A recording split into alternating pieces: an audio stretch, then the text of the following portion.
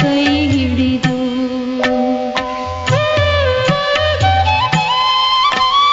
ಸ್ನೇಹ ತುಂಬಿದ ನಯನದಲ್ಲಿ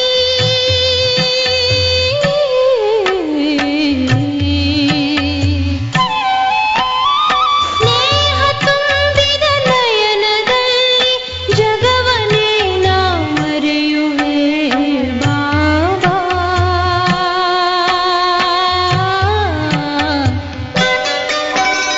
ನಿನ್ನ ಶಾಂತಿ ಸ್ತಂಭದ ಸಮ್ಮುಖದಿ ಬಾಬಾ ನಾ ಬಳಿ ಬರಲು ನಾ ಬಳಿ ಬರಲು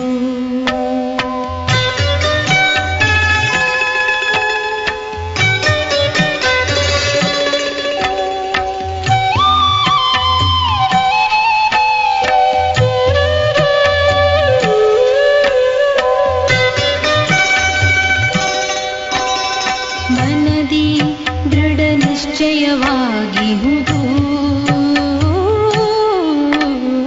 ಮನದಿ ದೃಢ ನಿಶ್ಚಯವಾಗಿಹುದು ನೀನಿಲ್ಲಿಯೇ ಇರುತ್ತೀಯೆ ಎಂದು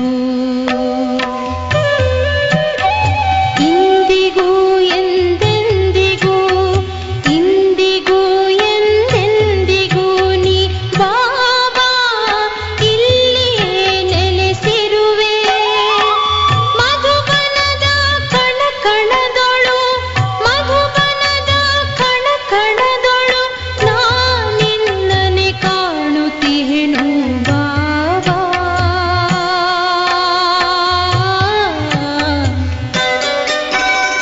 ನಿನ್ನ ಶಾಂತಿ ಸ್ತಂಭದ ಸಮ್ಮುಖದಿ ಬಾಬಾ ನಾ ಬಳಿ ಬರಲು ವರದಾನವ ನೀಡುತ್ತಲೇ ಇರುತ್ತಿಹ ವರದಾತನ ನಾ ಕಂಡೆ.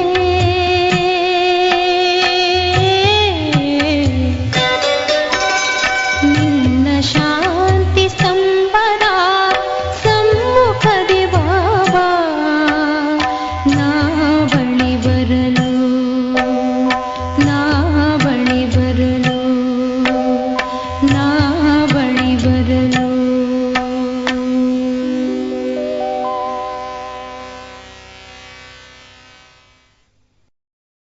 ಓಂ ಶಾಂತಿ. ಇಂದಿನ ದಿನಾಂಕ 29/12/2025. ಪ್ರಾರ್ಥ ಮುರುಳಿ ಬಾಪ್ತಾದ ಮಧುಬನ. ಮಧುರ ಮಕ್ಕಳೇ, ಈಗ ಮನೆಗೆ ಹೋಗಬೇಕಾಗಿದೆ. ಆದ್ದರಿಂದ ದೇಹ ಸಹಿತ ದೇಹದ ಎಲ್ಲ ಸಂಬಂಧಗಳನ್ನು ಮರೆತು ನನ್ನೊಬ್ಬನನ್ನೇ ನೆನಪು ಮಾಡಿ ಮತ್ತು ಪಾವನರಾಗಿ. ಪ್ರಶ್ನೆ: ಆತ್ಮನ ಸಂಬಂಧದಲ್ಲಿ ಯಾವ ಒಂದು ಸೂಕ್ಷ್ಮ ಮಾತನ್ನು ಸೂಕ್ಷ್ಮ ಬುದ್ಧಿಯವರೇ ತಿಳಿದುಕೊಳ್ಳಲು ಸಾಧ್ಯ? ಉತ್ತರ: ಆತ್ಮದಲ್ಲಿ ಸೂಜಿಯ ತರಹ ನಿಧಾನವಾಗಿ ತುಕ್ಕು ಏರುತ್ತಾ ಹೋಗಿದೆ. ಅದು ತಂದೆಯ ನೆನಪಿನಲ್ಲಿದ್ದಾಗಲೇ ಇಳಿಯುವುದು. ಯಾವಾಗ ತುಕ್ಕು ಇಳಿಯುವುದು ಅರ್ಥಾತ್ ಆತ್ಮವು ತಮೋಪ್ರಧಾನದಿಂದ ಸತೋಪ್ರಧಾನವಾಗುವುದೋ ಆಗ ತಂದೆಯ ಕಡೆ ಆಕರ್ಷಣೆಯಾಗುವುದು ಮತ್ತು ಅವರು ತಂದೆಯ ಜೊತೆ ಹಿಂತಿರುಗಿ ಹೋಗುವರು. ಎಷ್ಟು ತುಕ್ಕು ಇಳಿಯುತ್ತಾ ಹೋಗುವುದೋ ಅಷ್ಟು ಅನ್ಯರಿಗೆ ತಿಳಿಸುವುದರಲ್ಲಿ ಸೆಳೆತವಿರುತ್ತದೆ. ಈ ಮಾತುಗಳು ಬಹಳ ಸೂಕ್ಷ್ಮವಾಗಿವೆ. ಇವನ್ನು ಮಂದ ಬುದ್ಧಿಯವರು ತಿಳಿದುಕೊಳ್ಳಲು ಸಾಧ್ಯವಿಲ್ಲ. ಓಂ ಶಾಂತಿ. ಭಗವಾನುವಾಚ: ಈಗ ಬುದ್ಧಿಯಲ್ಲಿ ಯಾರು ಬಂದರು?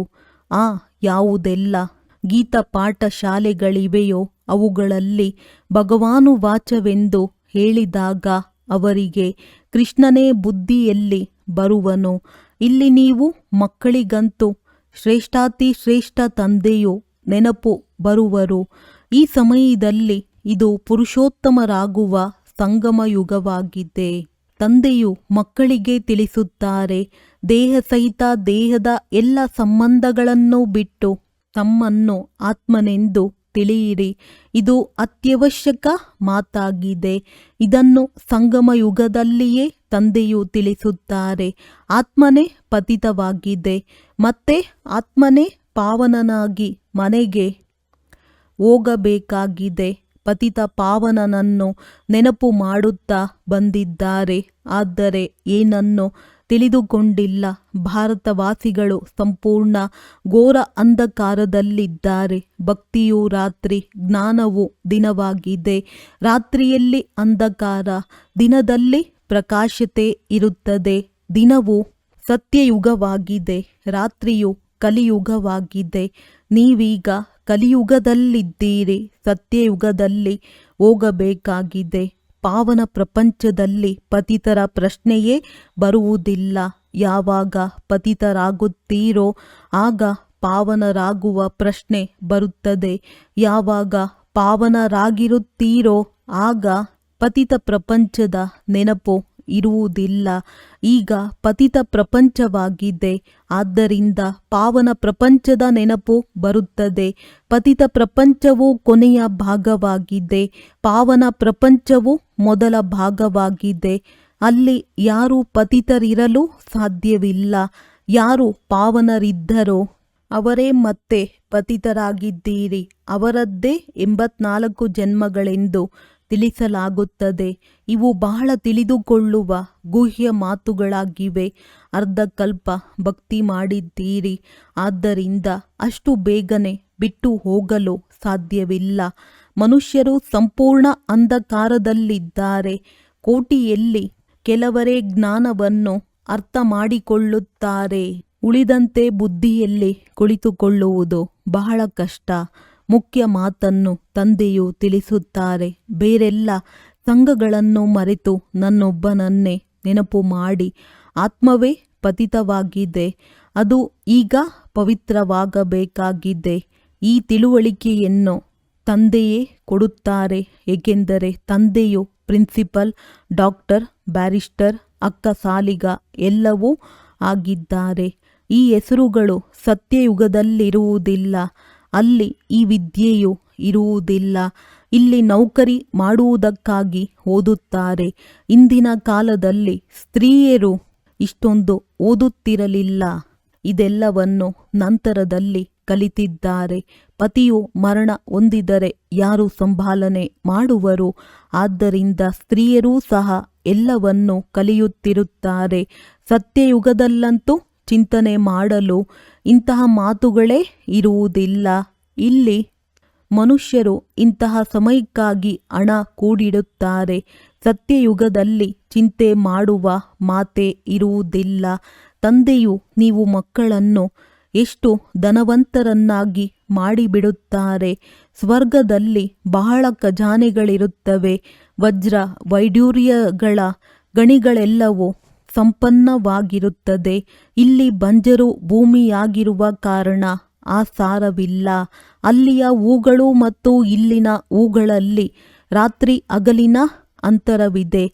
ಇಲ್ಲಂತೂ ಎಲ್ಲ ಪದಾರ್ಥಗಳಿಂದ ಸಾರವೇ ಹೊರಟು ಹೋಗಿದೆ. ಬಲೆ ಅಮೆರಿಕ ಮೊದಲಾದ ಕಡೆಗಳಿಂದ ಎಷ್ಟಾದರೂ ಬೀಜಗಳನ್ನು ತರಲಿ, ಆದರೆ ಸಾರವೇ ಹೊರಟು ಹೋಗುತ್ತದೆ. ಧರಣಿಯೇ ಈ ರೀತಿ ಇದೆ. ಇದರಲ್ಲಿ ಹೆಚ್ಚು ಪರಿಶ್ರಮ ಪಡಬೇಕಾಗುತ್ತದೆ. ಅಲ್ಲಂತೂ ಪ್ರತಿ ವಸ್ತು ಸತೋಪ್ರಧಾನವಾಗಿರುತ್ತದೆ. ಪ್ರಕೃತಿಯು ಸತೋಪ್ರಧಾನವಾಗಿರುವುದರಿಂದ ಎಲ್ಲವೂ ಸತೋಪ್ರಧಾನವಾಗಿರುತ್ತದೆ. ಇಲ್ಲಾದರೆ ಎಲ್ಲ ವಸ್ತುಗಳು ತಮೋಪ್ರಧಾನವಾಗಿವೆ.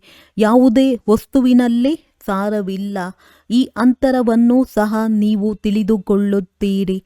ಯಾವಾಗ ಸತೋಪ್ರಧಾನ ವಸ್ತುಗಳನ್ನು ನೋಡುತ್ತೀರೋ ಅದನ್ನು ಧ್ಯಾನದಲ್ಲಿ ಹೋದಾಗಲೇ ನೋಡುತ್ತೀರಿ.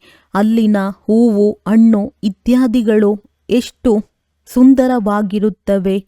ಅಲ್ಲಿನ ದವಸ ಧಾನ್ಯಗಳೆಲ್ಲವೂ ಸಹ ನಿಮಗೆ ಕಾಣುವ ಸಾಧ್ಯತೆ ಇದೆ. ಬುದ್ಧಿಯಿಂದ ತಿಳಿದುಕೊಳ್ಳಬಹುದಾಗಿದೆ. ಅಲ್ಲಿನ ಪ್ರತಿಯೊಂದು ವಸ್ತುವಿನಲ್ಲಿ ಎಷ್ಟೊಂದು ಶಕ್ತಿ ಇರುತ್ತದೆ. ಹೊಸ ಪ್ರಪಂಚವು ಯಾರದೇ ಬುದ್ಧಿಯಲ್ಲಿ ಬರುವುದೇ ಇಲ್ಲ. ಈ ಹಳೆಯ ಪ್ರಪಂಚದ ಮಾತೆ ಕೇಳಬೇಡಿ. ಬಹಳ ಉದ್ದಗಲವಾಗಿ ಸುಳ್ಳು ಹೇಳುತ್ತಿರುತ್ತಾರೆ. ಆದ್ದರಿಂದ ಮನುಷ್ಯರು ಸಂಪೂರ್ಣ ಅಂಧಕಾರದಲ್ಲಿ ಮಲಗಿಬಿಟ್ಟಿದ್ದಾರೆ. ಇನ್ನು ಸ್ವಲ್ಪವೇ ಸಮಯವಿದೆ ಎಂದು ನೀವು ತಿಳಿಸಿದಾಗ ನಿಮ್ಮ ಮಾತಿಗೆ ಕೆಲವರು ಹಾಸ್ಯ ಮಾಡುತ್ತಾರೆ. ಯಾರು ತಮ್ಮನ್ನು ಬ್ರಾಹ್ಮಣರೆಂದು ತಿಳಿಯುವರೋ ಅವರೇ ಸತ್ಯತೆಯನ್ನು ಅರಿತುಕೊಳ್ಳುತ್ತಾರೆ. ಇದು ಹೊಸ ಭಾಷೆ, ಆತ್ಮಿಕ ವಿದ್ಯೆಯಲ್ಲವೇ? ಎಲ್ಲಿಯವರೆಗೆ ಆತ್ಮಿಕ ತಂದೆಯು ಬರುವುದಿಲ್ಲವೋ ಅಲ್ಲಿಯವರೆಗೆ ಯಾರೂ ತಿಳಿದುಕೊಳ್ಳಲು ಸಾಧ್ಯವಿಲ್ಲ. ಆತ್ಮಿಕ ತಂದೆಯನ್ನು ನೀವು ಮಕ್ಕಳು ತಿಳಿದುಕೊಂಡಿದ್ದೀರಿ. ಅವರಂತೂ ಹೋಗಿ ಯೋಗಗಳನ್ನು ಕಲಿಸುತ್ತಾರೆ. ಆದರೆ ಅವರಿಗೆ ಕಲಿಸಿದವರಾದರೂ ಯಾರು? ಆತ್ಮಿಕ ತಂದೆಯು ಕಲಿಸಿದ್ದರು ಎಂದಂತೂ ಹೇಳುವುದಿಲ್ಲ. ಏಕೆಂದರೆ ತಂದೆಯು ಆತ್ಮಿಕ ಮಕ್ಕಳಿಗೆ ಕಲಿಸುತ್ತಾರೆ. ನೀವು ಸಂಗಮಯುಗಿ ಬ್ರಾಹ್ಮಣರೇ ತಿಳಿದುಕೊಳ್ಳುತ್ತೀರಿ. ಯಾರು ಆದಿ ಸನಾತನ ದೇವಿ ದೇವತಾ ಧರ್ಮದವರಾಗಿರುವರೋ ಅವರೇ ಬ್ರಾಹ್ಮಣರಾಗುವರು. ನೀವು ಬ್ರಾಹ್ಮಣರು ಎಷ್ಟು ಕಡಿಮೆ ಸಂಖ್ಯೆ ಇದ್ದೀರಿ. ಪ್ರಪಂಚದಲ್ಲಂತೂ ವಿಭಿನ್ನ ಜಾತಿಗಳಿವೆ. ಒಂದು ಪುಸ್ತಕವಿದೆ, ಅದರಿಂದ ಅರ್ಥವಾಗುತ್ತದೆ. ಪ್ರಪಂಚದಲ್ಲಿ ಎಷ್ಟು ಧರ್ಮಗಳು, ಎಷ್ಟೊಂದು ಭಾಷೆಗಳಿವೆ. ಆದರೆ ನಿಮಗೆ ತಿಳಿದಿದೆ, ಕೊನೆಗೆ ಇವೆಲ್ಲವೂ ಉಳಿಯುವುದಿಲ್ಲ. ಸತ್ಯಯುಗದಲ್ಲಿ ಒಂದು ಧರ್ಮ, ಒಂದೇ ಭಾಷೆ ಇತ್ತು. ನೀವು ಸೃಷ್ಟಿ ಚಕ್ರವನ್ನು ಅರಿತಿದ್ದೀರಿ ಅಂದ ಮೇಲೆ ಭಾಷೆಗಳನ್ನು ಅರಿತುಕೊಳ್ಳಬಲ್ಲಿರಿ. ಇವೆಲ್ಲವೂ ಕೊನೆಗೆ ಇರುವುದಿಲ್ಲ. ಎಲ್ಲ ಆತ್ಮಗಳು ಶಾಂತಿಧಾಮಕ್ಕೆ ಹೊರಟು ಹೋಗುತ್ತಾರೆ. ಈ ಸೃಷ್ಟಿ ಚಕ್ರದ ಜ್ಞಾನವು ಈಗ ನೀವು ಮಕ್ಕಳಿಗೆ ಸಿಕ್ಕಿದೆ. ನೀವು ಮನುಷ್ಯರಿಗೆ ತಿಳಿಸುತ್ತೀರಿ, ಆದರೂ ಸಹ ಅವರು ತಿಳಿದುಕೊಳ್ಳುವುದಿಲ್ಲ. ಕೆಲವರು ದೊಡ್ಡ ವ್ಯಕ್ತಿಗಳಿಂದ ಏತಕ್ಕೆ ಉದ್ಘಾಟನೆ ಮಾಡಿಸುತ್ತಾರೆಂದರೆ ಅವರು ಪ್ರಸಿದ್ಧರಾಗಿರುತ್ತಾರೆ. ಆದ್ದರಿಂದ ಓಹೋ, ರಾಷ್ಟ್ರಪತಿ ಅಥವಾ ಪ್ರಧಾನಮಂತ್ರಿಯವರು ಉದ್ಘಾಟನೆ ಮಾಡಿದರೆಂದು ಸುದ್ದಿಯು ಹರಡುವುದು. ಈ ತಂದೆಯು ಹೋದರೆ ಪರಮಪಿತ ಪರಮಾತ್ಮನು ಉದ್ಘಾಟನೆ ಮಾಡಿದರೆಂದು ಮನುಷ್ಯರಿಗೆ ಅರ್ಥವಾಗುವುದಿಲ್ಲ, ಒಪ್ಪುವುದೂ ಇಲ್ಲ. ಯಾರಾದರೂ ದೊಡ್ಡ ವ್ಯಕ್ತಿಗಳು, ಕಮಿಷನರ್ ಮೊದಲಾದವರು ಬಂದರೆ ಅವರ ಹಿಂದೆ ಅನೇಕರು ಓಡಿ ಬರುವರು. ಆದರೆ ಇವರ ಬ್ರಹ್ಮ ಹಿಂದೆ ಯಾರೂ ಓಡಿ ಬರುವುದಿಲ್ಲ. ನೀವು ಬ್ರಾಹ್ಮಣ ಮಕ್ಕಳು ಕೆಲವರೇ ಇದ್ದೀರಿ. ಯಾವಾಗ ನಿಮ್ಮ ಸಂಖ್ಯೆಯು ಹೆಚ್ಚುವುದೋ ಆಗ ಎಲ್ಲರಿಗೆ ಅರ್ಥವಾಗುತ್ತದೆ. ಈಗ ಒಂದು ವೇಳೆ ಅರ್ಥವಾಗಿದ್ದೇ ಆದರೆ ತಂದೆಯ ಬಳಿ ಓಡುವರು. ಒಬ್ಬರು ಇಲ್ಲಿನ ಕನ್ಯೆಗೆ ಹೇಳಿದರು, ಯಾರು ನಿಮಗೆ ಇದನ್ನು ಕಲಿಸಿದರೋ ನಾವು ಡೈರೆಕ್ಟ್ ಅವರ ಬಳಿ ಏಕೆ ಹೋಗಬಾರದು ಎಂದು. ಆದರೆ ಎಲ್ಲಿಯವರೆಗೆ ಸೂಜಿಯ ಮೇಲೆ ತುಕ್ಕು ಇರುವುದೋ ಅಲ್ಲಿಯವರೆಗೆ ಆಯಸ್ಕಾಂತವು ಹೇಗೆ ಆಕರ್ಷಿಸುತ್ತದೆ. ಯಾವಾಗ ತುಕ್ಕು ಪೂರ್ಣ ರೀತಿಯಲ್ಲಿ ಬಿಟ್ಟು ಹೋಗುವುದೋ ಆಗ ಆಯಸ್ಕಾಂತವು ಸೆಳೆಯುತ್ತದೆ. ಸೂಜಿಯ ಒಂದು ಮೂಲೆಯೂ ತುಕ್ಕು ಏರಿದರೂ ಸಹ ಅಷ್ಟೊಂದು ಸೆಳೆಯುವುದಿಲ್ಲ. ತುಕ್ಕು ಎಲ್ಲವೂ ಅಂತಿಮದಲ್ಲಿಯೇ ಬಿಟ್ಟು ಹೋಗುವುದು. ಯಾವಾಗ ಇಷ್ಟು ಶ್ರೇಷ್ಠರಾಗುವಿರೋ ಆಗ ತಂದೆಯ ಜೊತೆ ಹಿಂತಿರುಗಿ ಹೋಗುತ್ತೀರಿ. ಈಗಂತೂ ಚಿಂತೆ ಇದೆ, ನಾವು ತಮೋಪ್ರಧಾನರಾಗಿದ್ದೇವೆ, ತುಕ್ಕು ಹಿಡಿದಿದೆ. ಎಷ್ಟು ನೆನಪು ಮಾಡುತ್ತೀರೋ ಅಷ್ಟು ತುಕ್ಕು ಕಳೆಯುತ್ತಾ ಹೋಗುವುದು. ನಿಧಾನವಾಗಿ ತುಕ್ಕು ಬಿಟ್ಟು ಹೋಗುವುದು. ತುಕ್ಕು ಹಿಡಿಯುವುದೂ ಸಹ ನಿಧಾನವಾಗಿಯೇ ಅಲ್ಲವೇ? ಅಂದ ಮೇಲೆ ಬಿಡುವುದು ನಿಧಾನವಾಗಿಯೇ. ಹೇಗೆ ತುಕ್ಕು ಏರಿದೆಯೋ ಅದೇ ರೀತಿ ಸ್ವಚ್ಛವಾಗಲೂ ಬೇಕಾಗಿದೆ. ಅಂದ ಮೇಲೆ ಅದಕ್ಕಾಗಿ ತಂದೆಯನ್ನು ನೆನಪು ಮಾಡಬೇಕಾಗಿದೆ. ನೆನಪಿನಿಂದ ಕೆಲವರದ್ದು ಹೆಚ್ಚು ಬಿಟ್ಟು ಹೋಗಿದೆ, ಇನ್ನು ಕೆಲವರದ್ದು ಕಡಿಮೆ. ತುಕ್ಕು ಎಷ್ಟು ಕಳೆಯುತ್ತಾ ಹೋಗುವುದೋ ಅಷ್ಟು ಅವರು ಅನ್ಯರಿಗೆ ತಿಳಿಸುವುದರಲ್ಲಿ ಹೆಚ್ಚು ಆಕರ್ಷಿಸುತ್ತಾರೆ. ಇವು ಬಹಳ ಗುಹ್ಯ ಮಾತುಗಳಾಗಿವೆ. ಮಂದಬುದ್ಧಿಯವರು ಈ ಮಾತುಗಳನ್ನು ತಿಳಿದುಕೊಳ್ಳಲು ಸಾಧ್ಯವಿಲ್ಲ. ನಿಮಗೆ ತಿಳಿದಿದೆ, ಈಗ ರಾಜಧಾನಿಯು ಸ್ಥಾಪನೆಯಾಗುತ್ತಿದೆ. ತಿಳಿಸಿಕೊಡುವುದಕ್ಕಾಗಿಯೂ ದಿನ ಪ್ರತಿದಿನ ಯುಕ್ತಿಗಳನ್ನು ತಿಳಿಸುತ್ತಾ ಇರುತ್ತಾರೆ. ಮೊದಲು ಪ್ರದರ್ಶನಿಗಳು, ಮ್ಯೂಸಿಯಂ ಇತ್ಯಾದಿಗಳೆಲ್ಲವೂ ಆಗುತ್ತವೆ ಎಂಬುದು ತಿಳಿದಿರಲಿಲ್ಲ. ಮುಂದೆ ಇನ್ನೂ ಬಹಳಷ್ಟು ಹೊಸ ಪದ್ಧತಿಗಳು ಬರಬಹುದು. ಇನ್ನು ಸಮಯವಿದೆ, ಸ್ಥಾಪನೆ ಆಗಬೇಕಾಗಿದೆ. ಆದ್ದರಿಂದ ಇದರಲ್ಲಿ ಹೃದಯಾಘಾತವಾಗಬಾರದು. ಕರ್ಮೇಂದ್ರಿಯಗಳನ್ನು ವಶ ಮಾಡಿಕೊಳ್ಳಲಿಲ್ಲವೆಂದರೆ ಕೆಳಗೆ ಬೀಳುತ್ತಾರೆ. ವಿಕಾರದಲ್ಲಿ ಹೋದರೆ ಮತ್ತೆ ಸೂಜಿಯ ಮೇಲೆ ಬಹಳ ತುಕ್ಕು ಏರಿಬಿಡುವುದು. ವಿಕಾರದಿಂದಲೇ ಹೆಚ್ಚು ತುಕ್ಕು ಹಿಡಿಯುತ್ತಾ ಹೋಗುತ್ತದೆ. ಸತ್ಯ ತ್ರೇತಾಯುಗದಲ್ಲಿ ಬಹಳ ಕಡಿಮೆ, ನಂತರ ಅರ್ಧಕಲ್ಪದಲ್ಲಿ ಬೇಗನೆ ತುಕ್ಕು ಏರುತ್ತಾ ಹೋಗುತ್ತದೆ. ಕೆಳಗಿಳಿಯತೊಡಗುತ್ತೀರಿ. ಆದ್ದರಿಂದ ವಿಕಾರಿಗಳು ನಿರ್ವಿಕಾರಿಗಳೆಂದು ಗಾಯನವಿದೆ. ನಿರ್ವಿಕಾರಿ ದೇವತೆಗಳ ನಿದರ್ಶನವಿದೆ ಎಲ್ಲವೇ. ತಂದೆಯು ತಿಳಿಸುತ್ತಾರೆ, ದೇವಿ ದೇವತಾ ಧರ್ಮವು ಪ್ರಾಯಲೋಪವಾಗಿ ಬಿಟ್ಟಿದೆ. ಅದರ ನಿದರ್ಶನಗಳಿವೆ ಎಲ್ಲವೇ. ಎಲ್ಲದಕ್ಕಿಂತ ಒಳ್ಳೆಯ ಸಾಕ್ಷಾತ್ಕಾರ ಈ ಲಕ್ಷ್ಮೀ ನಾರಾಯಣರ ಚಿತ್ರವಾಗಿದೆ. ನೀವು ಈ ಲಕ್ಷ್ಮೀ ನಾರಾಯಣರ ಚಿತ್ರವನ್ನು ತೆಗೆದುಕೊಂಡು ಮೆರವಣಿಗೆ ಮಾಡಬಹುದು. ಏಕೆಂದರೆ ನೀವು ಈ ರೀತಿಯಾಗುತ್ತೀರಲ್ಲವೇ. ರಾವಣ ರಾಜ್ಯದ ವಿನಾಶ, ರಾಮರಾಜ್ಯದ ಸ್ಥಾಪನೆಯಾಗುತ್ತದೆ.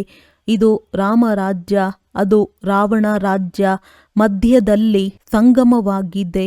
ಬಹಳಷ್ಟು ಯುಕ್ತಿಗಳಿವೆ.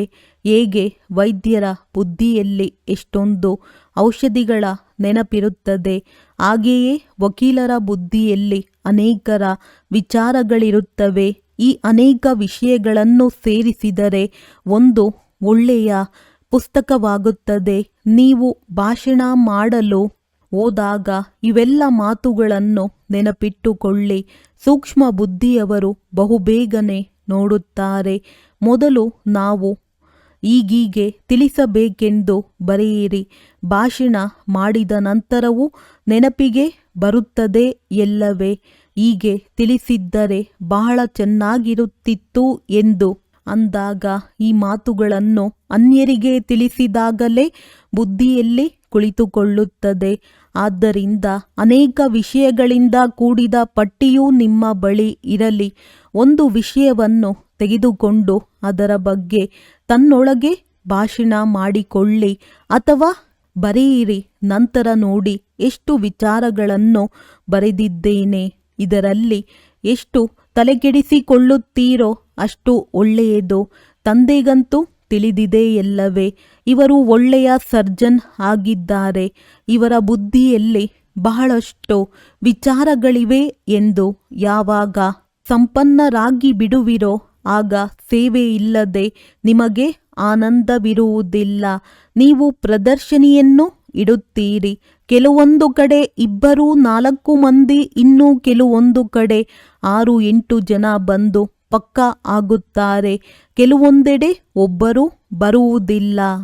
ಸಾವಿರಾರು ಬಂದು ನೋಡಿದರು, ಆದರೆ ಬಹಳ ವಿರಳ ಯಥಾರ್ಥವಾಗಿ ತಿಳಿದುಕೊಳ್ಳುವರು. ಈಗ ದೊಡ್ಡ ದೊಡ್ಡ ಚಿತ್ರಗಳನ್ನು ಮಾಡಿಸುತ್ತಾ ಇರುತ್ತೀರಿ. ನೀವು ಬುದ್ಧಿವಂತರಾಗುತ್ತಾ ಹೋಗುತ್ತೀರಿ.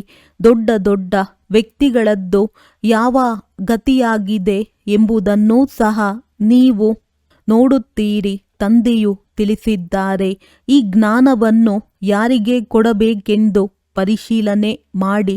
ಯಾರು ನನ್ನ ಭಕ್ತರಾಗಿದ್ದಾರೆ ಎಂದು ನಾಡಿಯನ್ನು ನೋಡಿ. ಗೀತೆಯನ್ನು ಓದುವವರಿಗೆ ಮುಖ್ಯವಾಗಿ ಇದೊಂದೇ ಮಾತನ್ನು ತಿಳಿಸಿ. ಶ್ರೇಷ್ಠಾತಿ ಶ್ರೇಷ್ಠನಿಗೆ ಭಗವಂತನೆಂದು ಹೇಳಲಾಗುತ್ತದೆ.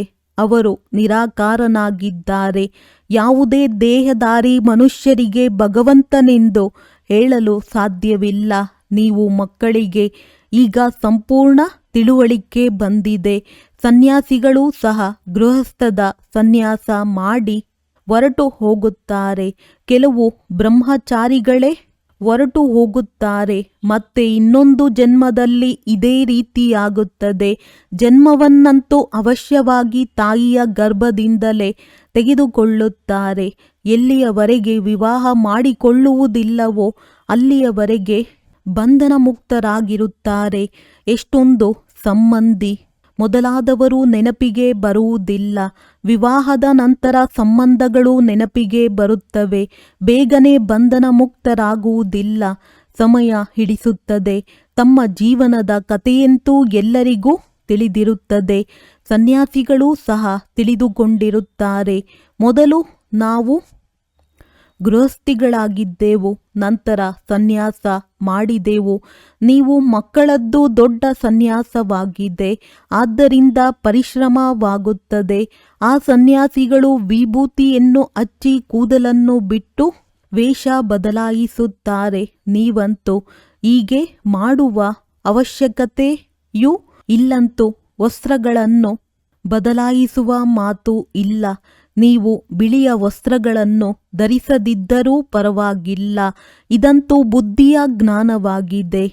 ನಾವಾತ್ಮಗಳಾಗಿದ್ದೇವೆ. ತಂದೆಯನ್ನು ನೆನಪು ಮಾಡಬೇಕಾಗಿದೆ. ಇದರಿಂದಲೇ ತುಕ್ಕು ಕಳೆಯುವುದು ಮತ್ತು ನಾವು ಸತೋಪ್ರಧಾನರಾಗಿ ಬಿಡುತ್ತೇವೆ.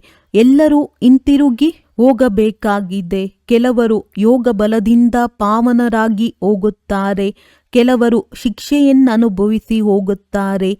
ನೀವು ಮಕ್ಕಳಿಗೆ ತುಕ್ಕನ್ನು ಇಳಿಸಿಕೊಳ್ಳುವುದರಲ್ಲಿಯೇ ಪರಿಶ್ರಮ ಪಡಬೇಕಾಗುತ್ತದೆ. ಆದ್ದರಿಂದ ಇದಕ್ಕೂ ಯೋಗಾಗ್ನಿ ಎಂದು ಹೇಳುತ್ತಾರೆ. ಈ ಯೋಗಾಗ್ನಿಯಿಂದ ಪಾಪಗಳು ಭಸ್ಮವಾಗುತ್ತವೆ.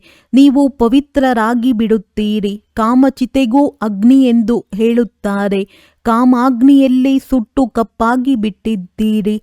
ಈಗ ತಂದೆಯು ತಿಳಿಸುತ್ತಾರೆ, ಮಕ್ಕಳೇ ಸುಂದರರಾಗಿ. ಈ ಮಾತುಗಳು ನೀವು ಬ್ರಾಹ್ಮಣರ ವಿನಃ ಯಾರ ಬುದ್ಧಿಯಲ್ಲಿಯೂ ಕುಳಿತುಕೊಳ್ಳುವುದಿಲ್ಲ. ಈ ಮಾತುಗಳು ಭಿನ್ನವಾಗಿವೆ. ಇವರಂತೂ ಶಾಸ್ತ್ರಗಳನ್ನು ಒಪ್ಪುವುದಿಲ್ಲ, ನಾಸ್ತಿಕರಾಗಿ ಬಿಟ್ಟಿದ್ದಾರೆ ಎಂದು ನಿಮ್ಮನ್ನು ನೋಡಿ ಕೆಲವರು ಹೇಳುತ್ತಾರೆ. ಅವರಿಗೆ ತಿಳಿಸಿ, ಶಾಸ್ತ್ರಗಳನ್ನಂತೂ ನಾವು ಓದುತ್ತಿದ್ದೆವು. ನಂತರ ತಂದೆಯು ಜ್ಞಾನ ಕೊಟ್ಟಿದ್ದಾರೆ. ಜ್ಞಾನದಿಂದ ಸದ್ಗತಿಯಾಗುತ್ತದೆ. ಭಗವಾನುವಾಚ, ವೇದ ಉಪನಿಷತ್ತುಗಳನ್ನು ಓದುವುದರಿಂದ, ದಾನ ಪುಣ್ಯ ಇತ್ಯಾದಿಗಳನ್ನು ಮಾಡುವುದರಿಂದ ಯಾರೂ ನನ್ನನ್ನು ಪ್ರಾಪ್ತಿ ಮಾಡಿಕೊಳ್ಳುವುದಿಲ್ಲ. ನನ್ನ ಮೂಲಕವೇ ನನ್ನನ್ನು ಪ್ರಾಪ್ತಿ ಮಾಡಿಕೊಳ್ಳಲು ಸಾಧ್ಯ. ತಂದೆಯೇ ಬಂದು ಯೋಗ್ಯರನ್ನಾಗಿ ಮಾಡುತ್ತಾರೆ. ಆತ್ಮದಲ್ಲಿ ತುಕ್ಕು ಏರಿದಾಗ ಬಂದು ನಮ್ಮನ್ನು ಪಾವನ ಮಾಡಿ ಎಂದು ತಂದೆಯನ್ನು ಕರೆಯುತ್ತೀರಿ. ಯಾವ ಆತ್ಮಗಳು ತಮೋಪ್ರಧಾನರಾಗಿದ್ದೀರೋ ಅವರೇ ಈಗ ಸತೋಪ್ರಧಾನರಾಗಬೇಕಾಗಿದೆ. ತಮೋಪ್ರಧಾನರಿಂದ ತಮೋ, ರಜೋ, ಸತೋ ಮತ್ತೆ ಸತೋಪ್ರಧಾನರಾಗಬೇಕಾಗಿದೆ. ಒಂದು ವೇಳೆ ಮಧ್ಯದಲ್ಲಿ ಗಡಿಬಿಡಿಯಾಯಿತೆಂದರೆ ತುಕ್ಕು ಏರುತ್ತಾ ಹೋಗುವುದು. ತಂದೆಯು ನಮ್ಮನ್ನು ಇಷ್ಟು ಶ್ರೇಷ್ಠರನ್ನಾಗಿ ಮಾಡುತ್ತಾರೆ ಅಂದ ಮೇಲೆ ಆ ಖುಷಿ ಇರಬೇಕಲ್ಲವೇ? ಓದುವುದಕ್ಕಾಗಿ ಖುಷಿಯಿಂದ ವಿದೇಶಕ್ಕೆ ಹೋಗುತ್ತಾರಲ್ಲವೇ? ನೀವೀಗ ಎಷ್ಟು ಬುದ್ಧಿವಂತರಾಗುತ್ತೀರಿ. ಕಲಿಯುಗದಲ್ಲಿ ಎಷ್ಟೊಂದು ತಮೋಪ್ರಧಾನ ಬುದ್ಧಿಹೀನರಾಗಿ ಬಿಡುತ್ತಾರೆ. ಎಷ್ಟಾದರೂ ಪ್ರೀತಿ ಮಾಡಿ ಅಷ್ಟು ಇನ್ನೂ ಎದುರಾಗುತ್ತಾರೆ. ನೀವು ಮಕ್ಕಳಿಗೆ ತಿಳಿದಿದೆ, ಈಗ ನಮ್ಮ ರಾಜಧಾನಿಯು ಸ್ಥಾಪನೆಯಾಗುತ್ತಿದೆ. ಯಾರು ಚೆನ್ನಾಗಿ ಓದುತ್ತಿರುವರೋ, ಯಾರು ನೆನಪಿನಲ್ಲಿರುವರೋ ಅವರು ಒಳ್ಳೆಯ ಪದವಿಯನ್ನು ಪಡೆಯುತ್ತಾರೆ. ಭಾರತದಿಂದಲೇ ಸಸಿಯು ನಾಟಿಯಾಗುತ್ತದೆ. ದಿನ ಪ್ರತಿದಿನ ಪತ್ರಿಕೆ ಮೊದಲಾದವುಗಳಿಂದ ನಿಮ್ಮ ಹೆಸರು ಪ್ರಸಿದ್ಧವಾಗುತ್ತಾ ಹೋಗುವುದು. ವಾರ್ತಾ ಪತ್ರಿಕೆಗಳಂತೂ ಎಲ್ಲ ಕಡೆಯೂ ಹೋಗುತ್ತದೆ. ಅದೇ ಪತ್ರಿಕೆಯವರು ಒಮ್ಮೆ ನೋಡಿದರೆ ಚೆನ್ನಾಗಿ ಹಾಕುವರು, ಇನ್ನು ಕೆಲವೊಮ್ಮೆ ಕೆಟ್ಟದಾಗಿ ಬರೆಯುವರು. ಏಕೆಂದರೆ ಅವರೂ ಸಹ ಹೇಳಿಕೆ ಕೇಳಿಕೆಯ ಮಾತುಗಳಂತೆ ನಡೆಯುತ್ತಾರಲ್ಲವೇ? ಯಾರು ಏನು ತಿಳಿಸುವರೋ ಅದನ್ನು ಬರೆದು ಬಿಡುತ್ತಾರೆ. ಹೀಗೆ ಹೇಳಿಕೆ ಕೇಳಿಕೆಯಂತೆ ಬಹಳ ನಡೆಯುತ್ತಾರೆ. ಅದಕ್ಕೆ ಪರಮ ಮತವೆಂದು ಹೇಳಲಾಗುತ್ತದೆ. ಪರಮತವು ಆಸುರಿ ಮತವಾಯಿತು. ತಂದೆಯದ್ದು ಶ್ರೀಮತವಾಗಿದೆ. ಯಾರಾದರೂ ಉಲ್ಟಾ ಮಾತನ್ನು ತಿಳಿಸಿದರೆ ಸಾಕು, ಬರುವುದನ್ನೇ ಬಿಟ್ಟು ಬಿಡುತ್ತಾರೆ. ಯಾರು ಬಹಳ ಸರ್ವೀಸಿನಲ್ಲಿರುವರೋ ಅವರಿಗೆ ಎಲ್ಲವೂ ತಿಳಿದಿರುತ್ತದೆ. ಇಲ್ಲಿ ನೀವು ಏನೆಲ್ಲ ಸೇವೆ ಮಾಡುತ್ತೀರೋ ನಿಮ್ಮದ್ದು ಇದು ನಂಬರ್ 1 ಸೇವೆಯಾಗಿದೆ. ಇಲ್ಲಿ ನೀವು ಸೇವೆ ಮಾಡುತ್ತೀರಿ, ಅಲ್ಲಿ ಫಲವು ಸಿಗುತ್ತದೆ. ಕರ್ತವ್ಯವನ್ನಂತೂ ಇಲ್ಲಿ ತಂದೆಯ ಜೊತೆಯಲ್ಲಿಯೇ ಮಾಡುತ್ತೀರಲ್ಲವೇ? ಒಳ್ಳೆಯದು. ಮಧುರಾತಿ ಮಧುರ ಅಗಲಿ ಹೋಗಿ ಮರಳಿ ಸಿಕ್ಕಿರುವ ಮಕ್ಕಳ ಪ್ರತಿ ಮಾತ್ಪಿತಾ ಬಾಪ್ ತಾದಾರವರ ನೆನಪು, ಪ್ರೀತಿ ಹಾಗೂ ಸುಪ್ರಭಾತ. ಆತ್ಮಿಕ ಮಕ್ಕಳಿಗೆ ಆತ್ಮಿಕ ತಂದೆಯ ನಮಸ್ತೆ. ಧಾರಣೆಗಾಗಿ ಮುಖ್ಯ ಸಾರ. ಆತ್ಮರೂಪಿ ಸೂಜಿಯಲ್ಲಿ ತುಕ್ಕು ಹಿಡಿದಿದೆ. ಅದನ್ನು ಯೋಗ ಬಲದಿಂದ ಇಳಿಸಿಕೊಂಡು ಸತೋಪ್ರಧಾನರಾಗುವ ಪರಿಶ್ರಮ ಪಡಬೇಕಾಗಿದೆ ಎಂದು ಹೇಳಿಕೆ ಕೇಳಿಕೆ ಮಾತುಗಳಂತೆ ನಡೆದು ವಿದ್ಯಾಭ್ಯಾಸವನ್ನು ಬಿಡಬಾರದು. ಬುದ್ಧಿಯನ್ನು ಜ್ಞಾನ ಬಿಂದುಗಳಿಂದ ಸಂಪನ್ನವಾಗಿಟ್ಟುಕೊಂಡು ಸರ್ವಿಸ್ ಮಾಡಬೇಕಾಗಿದೆ. ನಾಡಿ ನೋಡಿ ಜ್ಞಾನವನ್ನು ತಿಳಿಸಬೇಕಾಗಿದೆ. ಬಹಳ ತೀಕ್ಷ್ಣ ಬುದ್ಧಿಯವರಾಗಬೇಕಾಗಿದೆ. ವರದಾನ: ಕಲಿಯುಗಿ ಪ್ರಪಂಚದ ದುಃಖ ಅಶಾಂತಿಯ ನೋಟ ನೋಡುತ್ತಿದ್ದರೂ ಸದಾ ಸಾಕ್ಷಿ ಹಾಗೂ ಬೇಹದ್ದಿನ ವೈರಾಗಿ ಭವ. ಈ ಕಲಿಯುಗಿ ಪ್ರಪಂಚದಲ್ಲಿ ಏನೇ ಆದರೂ ಸಹ ತಮ್ಮದ್ದು ಸದಾ ಏರುವ ಕಲೆಯಾಗಿದೆ. ಜಗತ್ತಿನವರಿಗೆ ಹಾಹಾಕಾರ ಮತ್ತು ನಿಮಗೆ ಜೈ ಜೈಕಾರ. ತಾವು ಯಾವುದೇ ಪರಿಸ್ಥಿತಿಯಲ್ಲಿ ಗಾಬರಿಯಾಗುವುದಿಲ್ಲ, ಏಕೆಂದರೆ ತಾವು ಮೊದಲಿನಿಂದಲೇ ತಯಾರಾಗಿರುವಿರಿ. ಸಾಕ್ಷಿಯಾಗಿರುತ್ತಾ ಎಲ್ಲ ಪ್ರಕಾರದ ಆಟವನ್ನು ನೋಡುತ್ತಿರುವಿರಿ. ಕೆಲವರು ಅಳುತ್ತಿರುತ್ತಾರೆ, ಕೆಲವರು ಕಿರುಚಾಡುತ್ತಿರುತ್ತಾರೆ. ಸಾಕ್ಷಿಯಾಗಿದ್ದು ನೋಡಿದಾಗ ಸಂತೋಷವಾಗುತ್ತದೆ. ಯಾರು ಕಲಿಯುಗಿ ಪ್ರಪಂಚದ ದುಃಖ ಅಶಾಂತಿಯ ದೃಶ್ಯಗಳನ್ನು ಸಾಕ್ಷಿಯಾಗಿದ್ದು ನೋಡುತ್ತಾರೆ, ಅವರು ಸಹಜವಾಗಿಯೇ ಬೇಹದ್ದಿನ ವೈರಾಗಿಗಳಾಗಿ ಬಿಡುತ್ತಾರೆ. ಸ್ಲೋಗನ್: ಎಂತಹದೇ ಧರಣಿಯನ್ನು ತಯಾರು ಮಾಡಬೇಕಾದರೆ ವಾಣಿಯ ಜೊತೆ ವೃತ್ತಿಯಿಂದ ಸೇವೆ ಮಾಡಿ. ಅವ್ಯಕ್ತ ಸೂಚನೆ: ಈಗ ಸಂಪನ್ನ ಅಥವಾ ಕರ್ಮಾತೀತರಾಗುವುದರಲ್ಲಿ ತತ್ಪರರಾಗಿರಿ. ಹೇಗೆ ಯಾವುದೇ ಯಂತ್ರವನ್ನು ಸೆಟ್ ಮಾಡಲಾಗುತ್ತದೆ, ಒಂದು ಬಾರಿ ಸೆಟ್ ಮಾಡುವುದರಿಂದ ಸ್ವತಃವಾಗಿ ನಡೆಯುತ್ತಿರುತ್ತದೆ. ಈ ರೀತಿಯಿಂದ ತಮ್ಮ ಸಂಪೂರ್ಣ ಸ್ಟೇಜ್ ಅಥವಾ ತಂದೆಯ ಸಮಾನ ಸ್ಥಿತಿಯ ಸ್ಟೇಜನ್ನು ಅಥವಾ ಕರ್ಮಾತೀತ ಸ್ಥಿತಿಯ ಸ್ಟೇಜನ್ನು ಈ ರೀತಿ ಸೆಟ್ ಮಾಡಿ. ಯಾವುದು ನಂತರ ಸಂಕಲ್ಪ, ಶಬ್ದ ಅಥವಾ ಕರ್ಮ, ಆ ಸೆಟ್ಟಿಂಗ್ ಪ್ರಮಾಣ ಸ್ವತಃವಾಗಿ ನಡೆಯಲಿ. ಒಳ್ಳೆಯದು. ಓಂ ಶಾಂತಿ.